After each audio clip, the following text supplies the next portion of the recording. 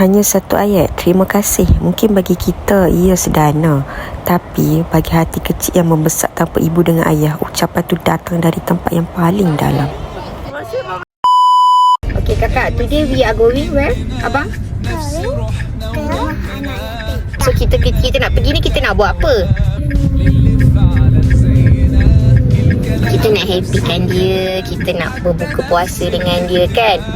All the way from Penang to Ipoh. So kali ni kita nak menyantuni anak-anak yatim dekat Ipoh di Yayasan Amanah Ana Maisarah. Kita comeback dengan anak 3 vlogging kali ni. Kita pilih untuk decide to create this moment untuk simpan momen bersama anak-anak menyantuni anak-anak yatim. So program ni actually adalah orang kata suggestion daripada adik sepupu kami Ani Suraya yang memang tiap-tiap tahun dia buat. So kali ni kita decide untuk join untuk berbuka sekali dengan anak-anak yatim. Ya, here we go. Sedikit sebanyak vlogging daripada mak ada anak kecil. So faham lah bila ada anak kecil ni macam mana cara vlogging kan. Terkejap sana, terkejap sini.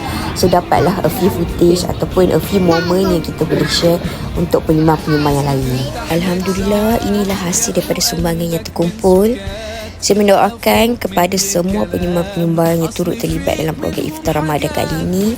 Allah mewahkan rezeki kalian seperti air zam-zam yang tidak berhenti mengalir dan sentiasa berada dalam rahmat Allah. Amin, amin ya Allah. Mungkin ada yang pernah dengar kisah keluarga besar kami yang terlibat dengan tragedi kemalangan. Dalam masa yang sangat dekat, kami diuji dengan kehilangan 3 insan yang kami sangat sayang. Al-Fatihah buat Allah yarham Atuk Dahlan bin Ma'ruf, Abah Allah yarham Mazlan bin Harun, dan Allah yarham Aminah binti kecil Opah. Hari ini bila diberi kesempatan datang berbuka puasa dengan anak-anak yatim, hati ni rasa lebih tersentuh sebab teringatkan diri ni waktu ketika dulu yang membuatkan rasa diri ni terus bersyukur. Kadang-kadang Allah hadirkan momen macam ni supaya kita lebih menghargai apa yang masih ada dan lebih banyak memberi kasih sayang kepada mereka yang memerlukan. Hidup ni pernah terasa kosong, ada satu tempat dalam hati yang tak pernah terisi. Tapi bila Mai tengok adik-adik dekat sini, Mai sedap. Sebenarnya saya masih sangat beruntung. Walaupun kehilangan seorang ayah, saya masih ada mak, masih ada keluarga yang sentiasa ada di sisi. Sedangkan adik-adik ni ada yang membesar tanpa ayah, tanpa ibu, tapi masih mampu tersenyum. Bila tengok senyuman tu, buat hati rasa sebab. Senyuman kecil tu sebenarnya simpan 1000 kekuatan. Kadang-kadang kita rasa pemberian kita tak seberapa, tapi bagi mereka perhatian dan kasih sayang tu sangat besar maknanya.